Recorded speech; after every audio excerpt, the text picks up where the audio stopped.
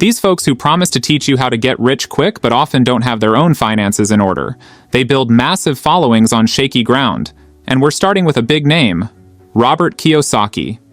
This might stir up some controversy because Kiyosaki's book, Rich Dad, Poor Dad, is like the go-to guide for many aspiring to make more money. It hit the top spot on Amazon and made Kiyosaki a star in the money-making advice world. But here's the twist. Despite his fame as a financial whiz, he's recently been called out as a fake. Why? Well, true money experts usually don't end up bankrupt or drowning in debt, but Kiyosaki has faced both. He's not shy about his history of failed ventures going all the way back to the 70s. So let's get into it and uncover the story of one of the most talked about fake gurus who went broke. In 2012, Robert Kiyosaki's company, Rich Global LLC, hit a big problem. They were supposed to pay $24 million to Learning Annex, a company in New York that helps with education, because of a deal they had. But Kiyosaki's company didn't have enough money, so they had to declare bankruptcy. The deal was supposed to be simple. Learning Annex would help Kiyosaki promote his book by getting him speaking gigs, and in return, he'd give them a part of what he earned from these events. But Kiyosaki didn't follow through with his part, leading to big trouble. Recently, Kiyosaki has been talking a lot about being more than $1 billion in debt and seems to be okay with it. So you actually said that you're currently $600 million in debt. No? 1.2 billion. He says that if he doesn't have money, it's the bank's problem, not his. However, when people like him don't pay their debts, others often have to pay instead. Usually, it's the everyday taxpayer. This is frustrating for many, especially those who read his book, Rich Dad, Poor Dad, hoping to improve their own financial situation. What's more, Kiyosaki has called out others for being dishonest, which is interesting because he has faced significant financial issues himself. It's like someone doing something wrong but pointing fingers at others for the same thing. When Kiyosaki calls out Grant Cardone, it feels a bit off since Kiyosaki himself has some big problems he's not talking about. Kiyosaki is pretty close with Amway, a company that's been criticized a lot for being a sketchy multi-level marketing scheme.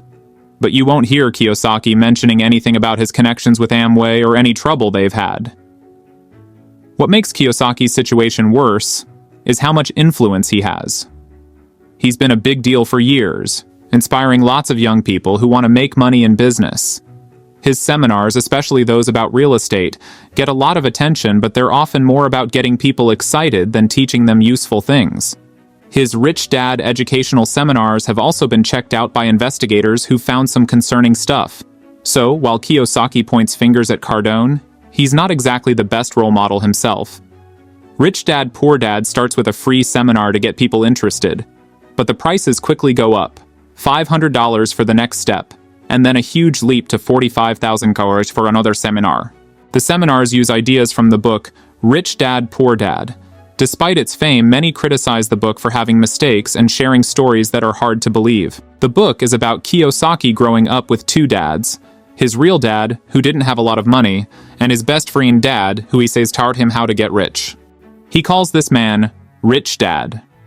The book is supposed to be a true story, but there's a twist. Rich Dad isn't real. He was made up, but the book makes it seem like he was a real person. This makes some people question the advice in the book. Kiyosaki has really made a lot of money by selling his story and convincing people to spend big bucks to hear what he has to say. But the issues don't stop there. He keeps trying to reinvent himself to stay in the spotlight.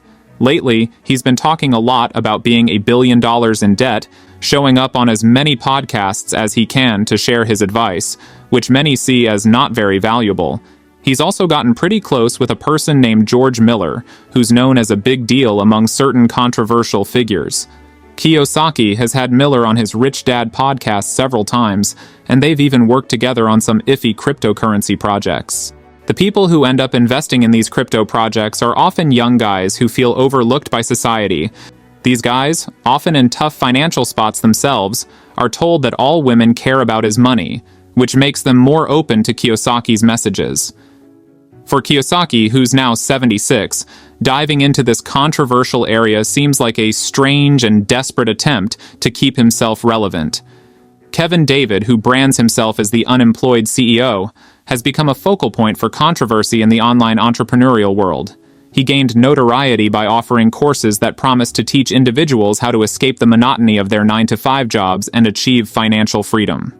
His rapid rise to prominence was fueled by his encouragement for others to follow him on a journey towards wealth and independence. However, it soon became apparent that this path was less a road to success, and more a dead end, built on the shaky foundation of his artificially inflated online persona through fake followers, deceptive titles, and paid promotions.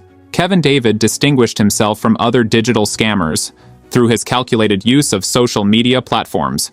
He carefully crafted his content to attract and hold the attention of his target audience. By flaunting an extravagant lifestyle filled with luxury cars and exotic travel, he dangled the promise of similar affluence in front of those who bought into his programs. Yet, a closer inspection of his offerings revealed a lack of innovation and authenticity, with many of his claims stretching the bounds of credibility. David was quick to exploit the hype, presenting himself as a knowledgeable insider with access to lucrative investment opportunities. However, in November 2022, the Federal Trade Commission, FTC, conducted a thorough investigation into David's activities and discovered that he had defrauded consumers through a series of manipulative practices. These included fabricating reviews, making unfounded promises of substantial returns on cryptocurrency investments, and promoting sham business programs. Operating under his real name, Kevin David Lehman, he was also implicated in promoting fraudulent schemes related to Amazon's Fulfillment by Amazon, FBA service. He pitched his e-commerce strategy as the ultimate investment, misleading consumers with false claims of potential profits. The FTC found that David and his company, DK Automation, utilized false testimonials and manipulated online reviews to enhance their credibility.